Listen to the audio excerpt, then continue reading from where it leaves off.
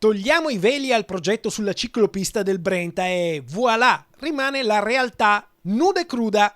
E allora cerchiamo di far chiarezza una volta per tutte.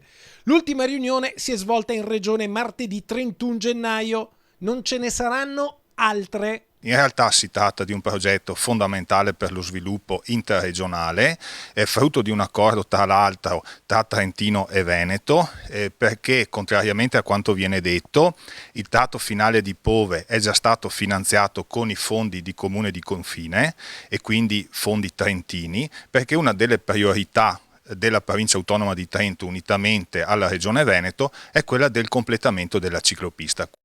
La ciclopista è un progetto chiaro, limpido come il Brenta e certe volte le chiacchiere rischiano solo di confondere e intorbidire le acque. Quindi lasciamo parlare chi sta seguendo in prima persona i lavori. Come abbiamo ipotizzato e pensato questo progetto, vi è una parte ciclabile larga 3 metri, prevista in forma originaria in asfalto, ma come abbiamo detto adesso sostituito con un materiale più compatibile con l'ambiente, e una parte pedonale di 1,5 metri riservata ai disabili, riservata ai pedoni, riservata alle mamme in carrozzina. Rispetto a questa ampiezza, siccome ci sono dei tratti dell'intervento, perché è specifico che parliamo di 1,6 km, ci sono dei tratti di questo intervento in cui questa ampiezza viene contestata, noi abbiamo dato la disponibilità nei punti più significativi, più di pregio, di ridurre l'ampiezza. Insomma, il Brenta verrà rispettato. Quello per la ciclopista quindi è un finanziamento importante da non perdere.